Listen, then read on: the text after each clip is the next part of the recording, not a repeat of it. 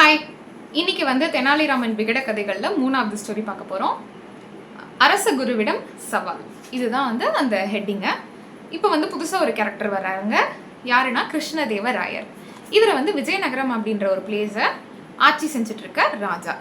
தெனாலிக்கு என்ன தோணுதுன்னா, நம்ம ஏன் இந்த ராஜா கிட்ட போய் ஒரு வேலை வாங்கிக்க கூடாது அப்படின்னு பிளான் பண்ணிட்டு என்ன பண்ணுறாருன்னா, அவர் ஊரில் இருக்க சொந்த வீடு அதெல்லாம் விற்று கொஞ்சம் அமௌண்ட்டை சேர்த்துட்டு ராஜாவை பார்க்குறதுக்காக ஃபேமிலியோடு கிளம்பி போகிறாங்க. அம்மா, ஒய்ஃப் அவங்கள எல்லாத்தையும் கூப்பிட்டுட்டு விஜயநகரத்துக்கு கிளம்பி போகிறாரு. அப்போ என்ன ஆகுதுன்னா, விஜயநகரத்தில் அந்த ராஜாவை பார்க்குறதுக்கு ஒருத்தரை பார்த்தா தான் ராஜாவை பார்க்க முடியும். அது யாருன்னா அரசகுரு. அவர் பேர் தாத்தாச்சாரியார். இந்த அரசகுருவை பார்த்தா தான் யாராக இருந்தாலுமே ராஜாவை போய் மீட் பண்ண முடியும். ஸோ அப்படிப்பட்ட ஒருத்தர் தான் இந்த அரசகுரு.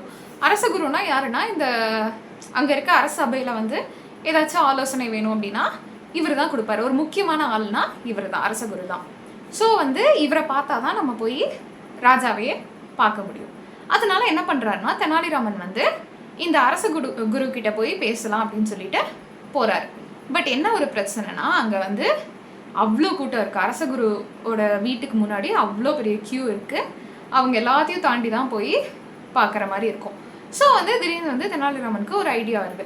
சரி, நம்ம இப்படி பண்ணால் என்ன அப்படின்னு சொல்லிட்டு அங்கே இருக்க காவலர்கள் இருப்பாங்கல்ல, அவங்கக்கிட்ட என்ன சொல்லிட்டு போகிறாருன்னா, நான் அரசகுருவோட சீடன், அதனால் என்னை உள்ளே விடுங்க அப்படின்னு சொல்லிட்டு அவர் பாட்டுக்கு உள்ளே வந்துட்டார். சீடன்னா யாருன்னா, அந்த காலத்தில் குருக்கிட்டேயே தங்கி படிப்பாங்க ஸ்டூடெண்ட்ஸ் அந்த மாதிரி. ஸோ அவங்களுக்கு தேவையானதெல்லாம் செஞ்சுட்டு அவங்ககிட்டயே படிப்பாங்க. அந்த மாதிரி ஒரு பர்சன்னு சொல்லிட்டு உள்ளே போயிடுறாரு. உள்ளே போயிட்டு என்ன பண்ணுறாருன்னா, அரசகுரு கொஞ்சம் பேர்கிட்ட பேசிகிட்டு இருக்காரு, டிஸ்கஸ் பண்ணிகிட்டு இருக்காரு.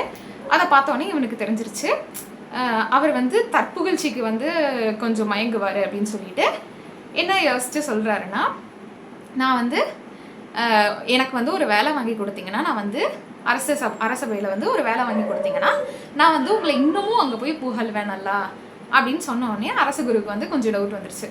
இவனை நம்ம அங்கே வேலைக்கு எடுத்தா நம்ம வேலைக்கே இவன் ஆப்பு வச்சிருவான் அப்படின்ற மாதிரி யோசிச்சுட்டு இவர் உடனே என்ன சொல்கிறாருன்னா, இல்லை இவன் யாருன்னு எனக்கு தெரியாது, இவன் ஒரு பைத்தியக்கார மாதிரி பேசிகிட்டு இருக்கான், இவனை முதல்ல வெளியே அனுப்புங்க அப்படின்னு சொல்கிறாரு. ஸோ அப்படி இருக்கும்போது காவலர்கள் இவனை இழுத்துட்டு போகிறாங்க. இழுத்துட்டு போகும்போது என்ன ஆகுதுன்னா, இவன் சொல்கிறான், நான் டேரெக்டாக போய் அரசரை பார்த்துருக்கணும், நந்தி மாதிரி குறுக்க இருக்க ஒன்றை பார்த்தேன்ல, அது என்னோட தப்பு தான், நான் முட்டாள் தான், இதுக்காக நீ கண்டிப்பாக ஒரு நாள் அனுபவிப்ப அப்படின்னு சொல்லிட்டு அந்த இடத்த விட்டு போகிறாரு.